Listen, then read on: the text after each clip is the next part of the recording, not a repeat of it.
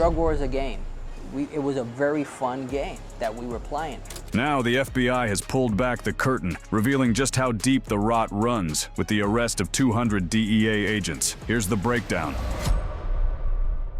The purge begins.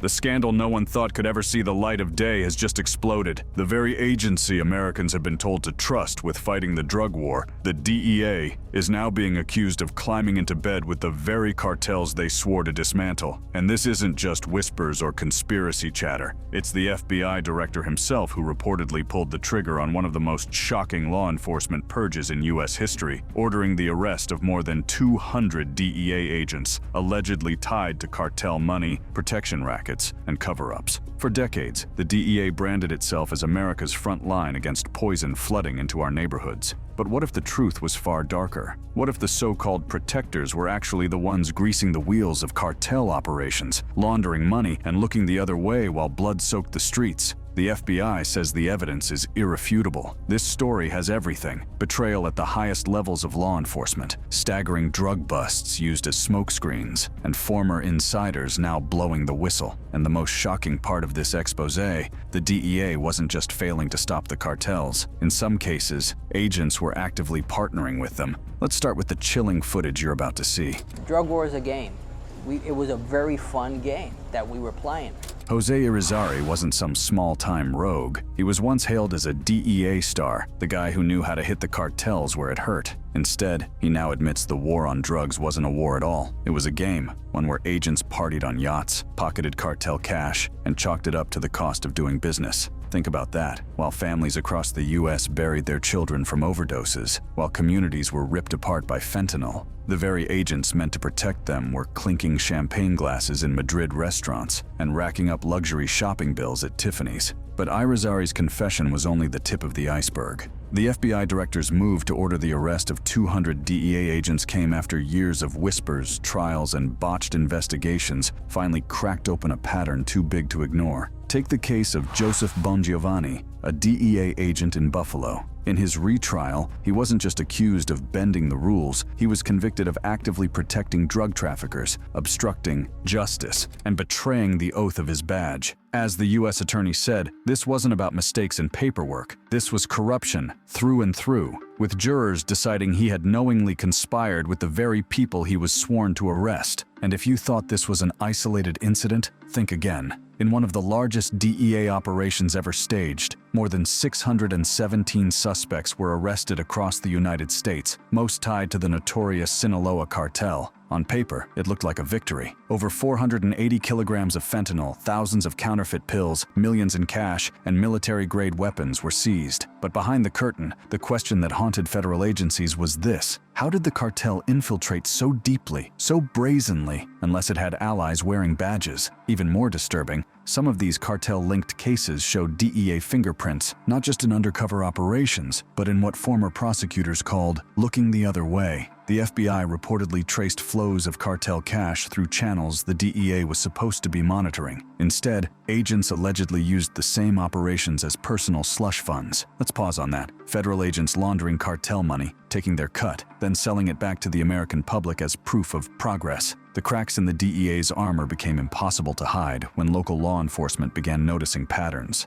In New England, 171 cartel members were arrested after half a ton of drugs flooded the region, with fake Adderall and fentanyl pills delivered straight to front doors via apps like Uber and FedEx. The DEA boasted about the success, but even their own special agent admitted the cartel was so confident they stamped their name on the pills. That wasn't fear, that was arrogance. That was a cartel operating like it knew someone in the system had its back. And the same playbook repeated in Kentucky, Tennessee, and West Virginia, where 51 people were arrested, nearly 9,000 pills seized, and DEA agents confirmed up to 95% of the drugs in the region were sourced from the Sinaloa and Jalisco cartels. That figure is staggering. Nearly all of the meth, cocaine, and fentanyl destroying those communities traced back to one cartel pipeline. And yet, despite busts being staged, the flow never really slowed. Why? Because the foxes were guarding the henhouse. This is why the FBI director's purge matters. For years, DEA corruption cases were treated as isolated scandals. One rogue agent here, one bad apple there. but the investigation that unfolded made it impossible to keep calling them anomalies. From Buffalo to Miami to Washington, D.C., the fingerprints of compromise were everywhere. The public was told DEA agents were heroes. The FBI now says many were actually accomplices. And here's the cliffhanger for what comes next. The documents that led to the director's decision reportedly connect cartel payoffs directly to DEA field offices across the U.S. That means the scandal isn't just about rogue individuals. It's about an institution infiltrated, corrupted, and weaponized against the very public it swore to protect. The unraveling of the DEA's credibility didn't happen overnight. For years, critics argued the agency measured its success in statistics rather than in genuine progress. Arrest counts, kilos seized, cash piled on tables for press conferences. That was the DEA's scoreboard. And as Jose Irizarry openly admitted, those numbers weren't about protecting communities. They were about keeping up appearances. The public saw images of mountains of cocaine and fentanyl paraded in front of cameras, but what they didn't see was the other side of the operation. DEA insiders cutting deals with traffickers, rerouting cartel money, and turning law enforcement stings into personal playgrounds. Irizarry called it a very fun game. Fun for agents, maybe, but catastrophic for the millions of families suffering the fallout. Think about that. A mother in Ohio loses her son to a counterfeit pill laced with fentanyl. A father in West Virginia watches his daughter collapse from meth addiction. And while those families mourned, DEA agents were out sipping cocktails in Europe, justifying fake coordination meetings to bankroll lavish vacations. The irony couldn't be sharper. And when the FBI director reportedly saw the scale of the corruption, the decision to order arrests wasn't just about justice, it was about survival. If the public were to lose total trust in federal law enforcement, the fallout could be worse than any cartel infiltration. But the Bongiovanni trial proved just how deep the rot went. A jury found him guilty of conspiring with traffickers, falsifying reports, and obstructing justice. As prosecutors laid out, this wasn't a matter of sloppiness, it was betrayal. And what made it so damaging wasn't only that Bongiovanni went rogue, it was that he got away with it for years. During trial testimony even,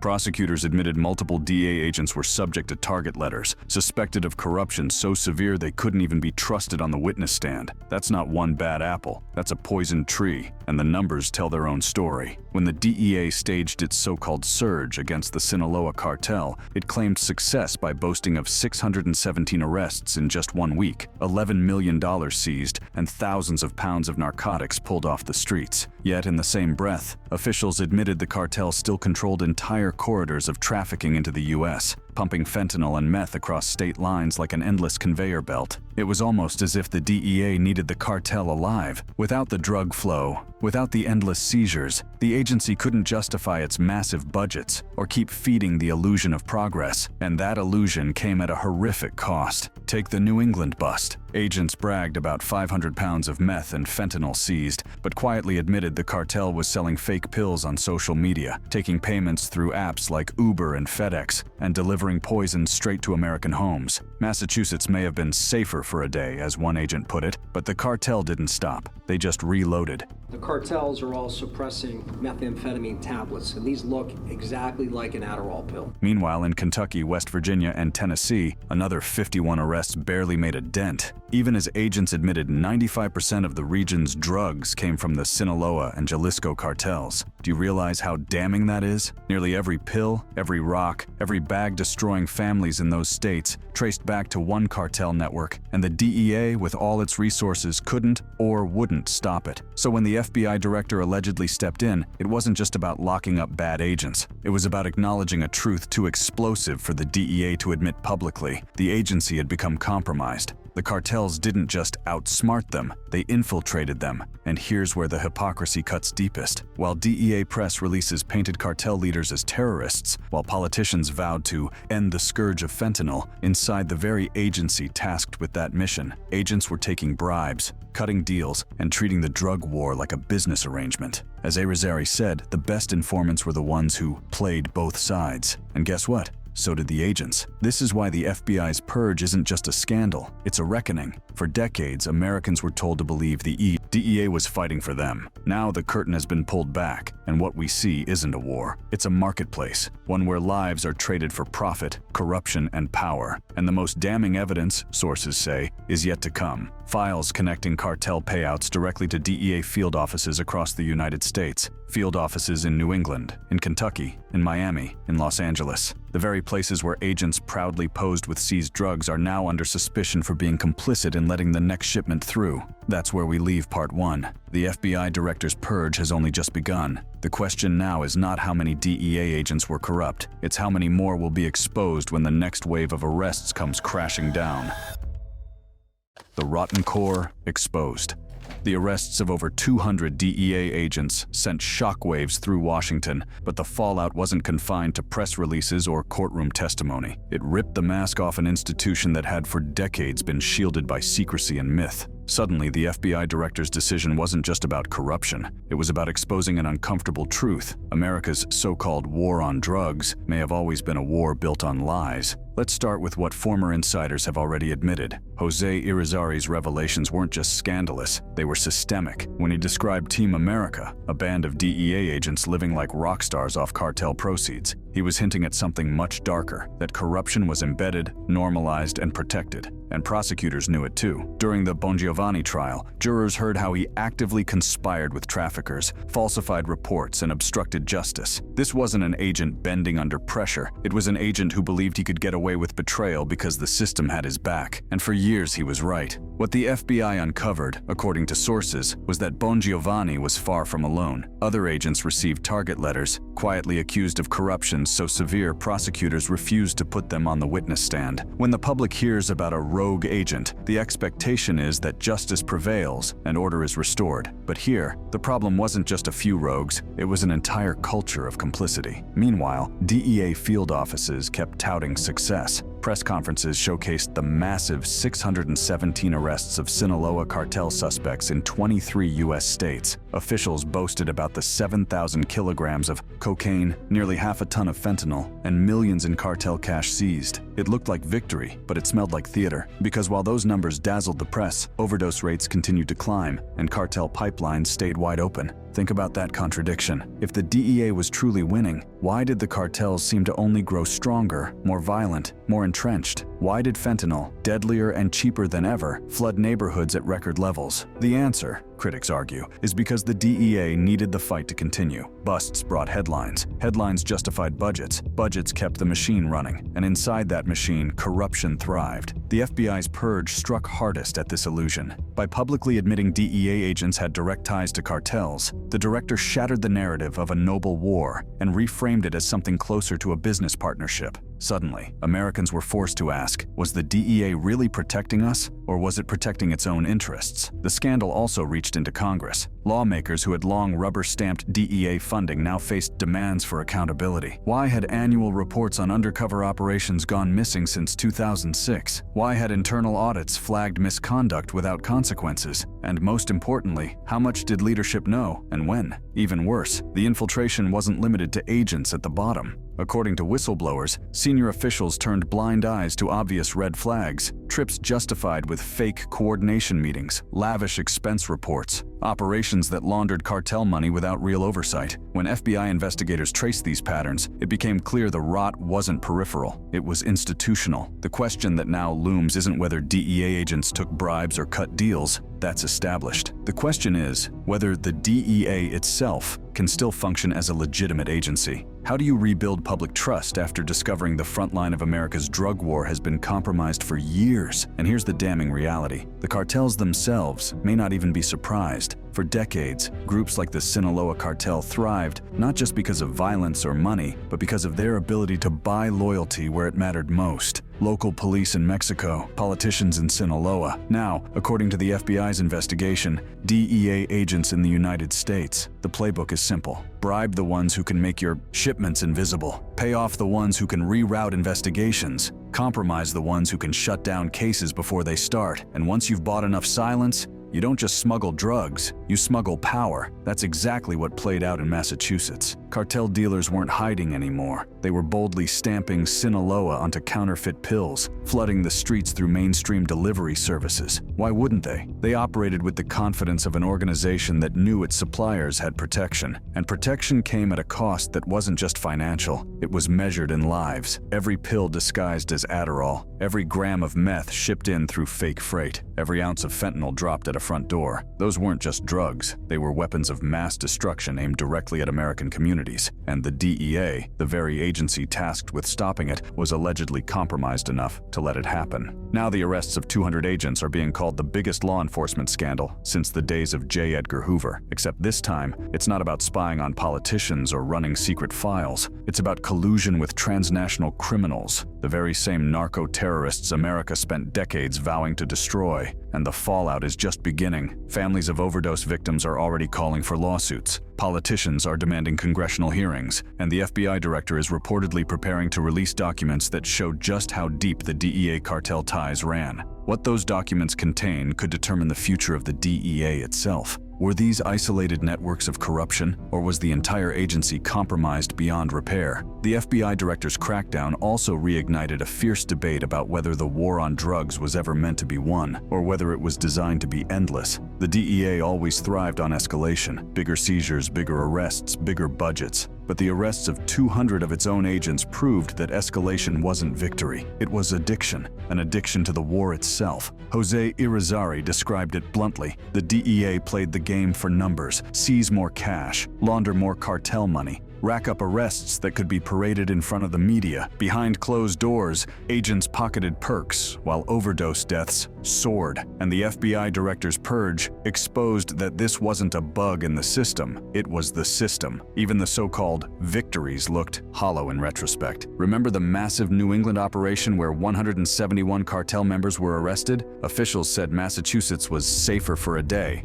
But one day later, the pipeline resumed. Why? Because the cartel knew how to adapt, and according to investigators, it may have had allies feeding them information from inside the DEA, or the three-state sweep in Kentucky, Tennessee, and West Virginia. 51 arrests, nearly 9,000 pills seized, dozens of guns off the streets. But the special agent in charge admitted in the same breath that 95% of the region's drugs still came from the cartels. The FBI director's purge revealed why. Many of the people tasked with stopping the drugs were, in fact, compromised. And then there was the nationwide DEA surge, touted as one of the biggest takedowns in history. Over 600 suspects cuffed, $11 million in cash seized, and El Mayo himself convicted. On paper, that was a once-in-a-generation triumph. But the FBI's investigation suggested something darker, that while the DEA was staging high-profile busts, its agents were also cutting backroom deals to ensure the cartels stayed profitable enough to keep the game alive. That word, game, keeps surfacing. And for families burying loved ones, for communities drowning in fentanyl, there's nothing playful about it. Every overdose, every violent hit ordered by a cartel boss, every child poisoned by a counterfeit pill became collateral damage in a war that was never designed to end.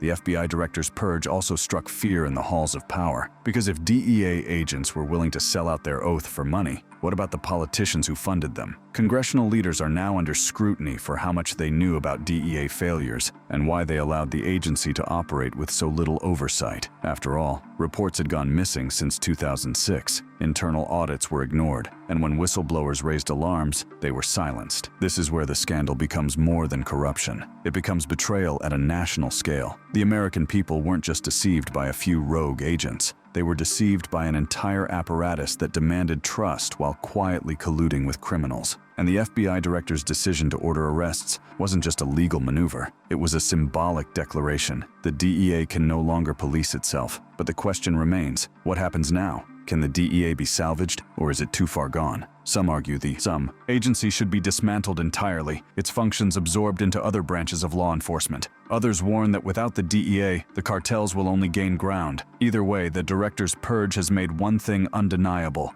The DEA as it once existed is dead. The next steps will determine the future of America's fight against cartels. If the documents connecting DEA field offices to cartel payoffs are made public, the scandal will expand beyond law enforcement. Names will be named, careers will collapse, and the public will be forced to reckon with the horrifying truth that the drug war was less about justice and more about control. And here's the shocking detail we'll unpack in part 3. Insiders say some of the agents arrested weren't just protecting cartel shipments, they were actively helping plan them. The very people sworn to stop the flow of drugs were allegedly guiding the logistics, routes, drop points, even timing. The FBI director's purge has ripped the cover off a betrayal so deep, it raises the question, how much of the cartel's success was really their own, and how much was handed to them by America's own law enforcement?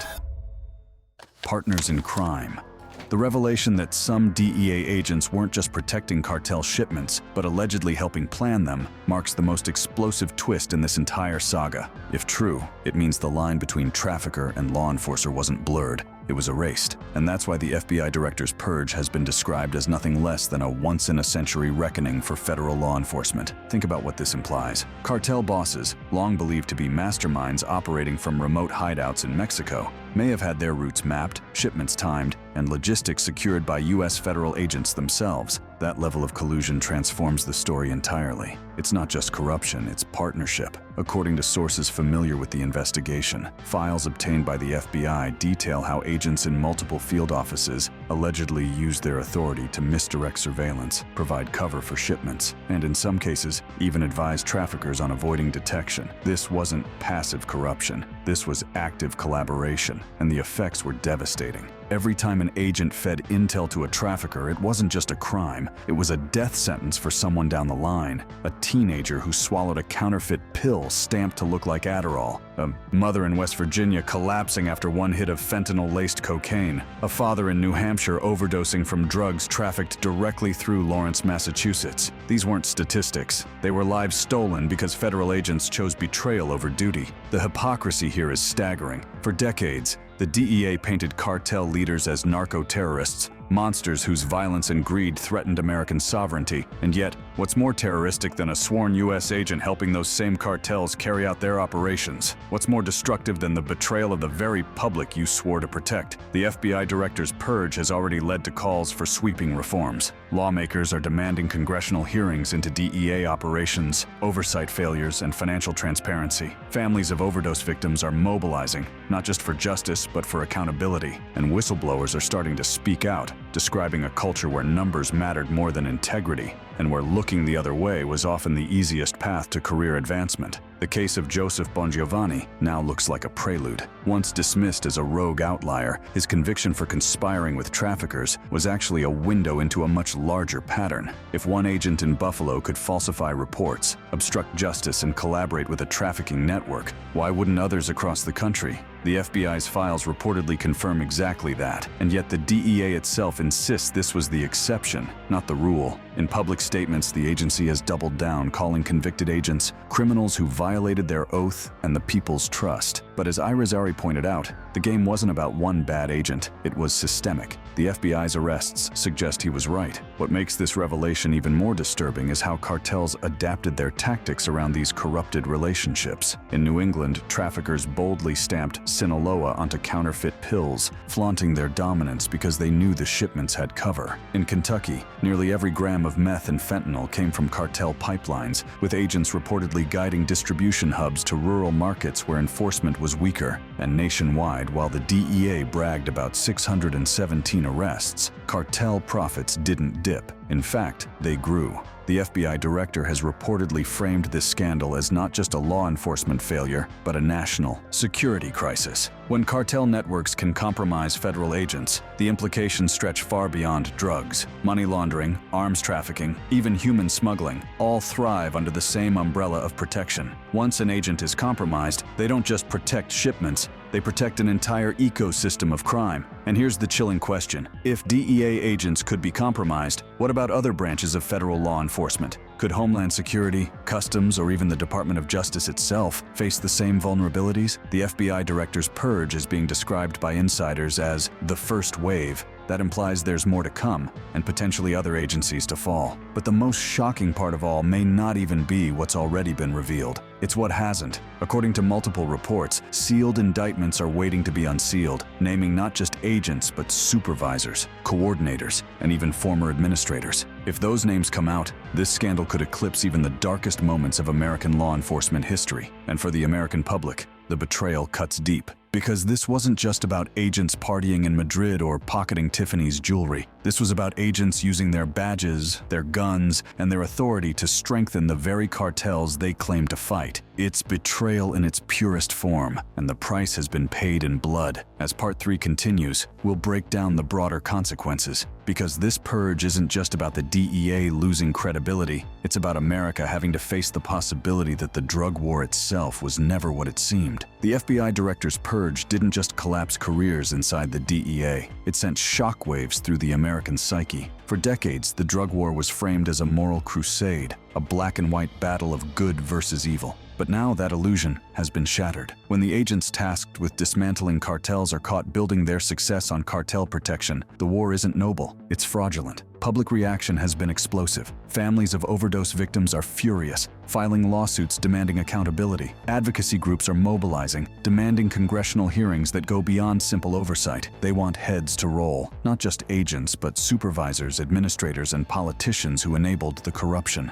No one is above the law, the U.S. attorney insisted during the Bongiovanni verdict. But for too long, the DEA acted like it was, and now, the cracks are spreading beyond the agency. Members of Congress are facing scrutiny for decades of rubber-stamping DEA budgets without questioning why overdose rates kept climbing, why internal audits were ignored, why annual reports on undercover operations were never submitted after 2006. It wasn't just negligence, it was complicity. Inside the FBI, agents are reportedly calling this the deep clean. That's because the arrests of 200 DEA personnel are believed to be only the beginning. Whistleblowers hint at sealed indictments still waiting to be unsealed, targeting not just agents but senior officials who allegedly oversaw or ignored cartel infiltration. If those indictments surface, the scandal could expand into the Department of Justice itself. The cartels, meanwhile, are watching closely. For them, the purge is confirmation of what they already knew. American law enforcement could be compromised, just like in Mexico. Their operations relied not only on violence and money, but on buying silence where it mattered.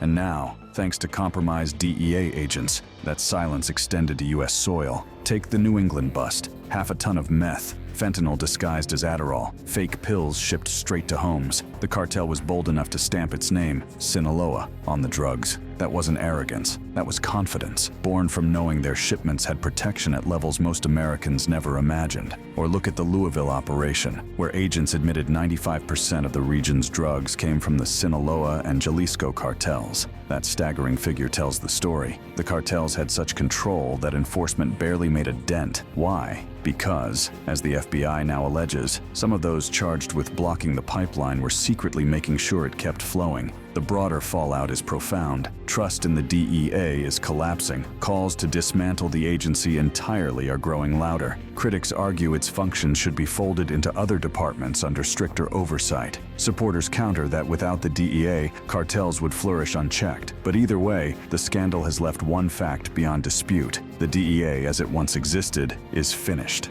And the implications go far beyond drugs. If federal agents could collude with cartels, what's to stop foreign governments, arms traffickers, or terrorist organizations from exploiting the same vulnerabilities? The FBI director has framed this as a national security crisis, not just a law enforcement scandal, because once loyalty can be bought, no border is truly secure. The war on drugs was already losing credibility. Overdoses reached record highs even as DEA press conferences boasted of record seizures. Now the war itself looks like a theater production, an endless cycle of busts, seizures, and victories staged for the cameras while corruption thrived behind the scenes. And here's the cliffhanger. Sealed documents reportedly connect cartel payouts to DEA field offices not just in drug hotspots like New England and Kentucky, but in major hubs like Miami, Los Angeles, and Chicago. If those names and numbers are revealed, the scandal could expand into the biggest law enforcement crisis in modern U.S. history. The FBI director's purge is only the beginning. The war on drugs as Americans knew it is over. The real question now is, when the next wave of indictments lands,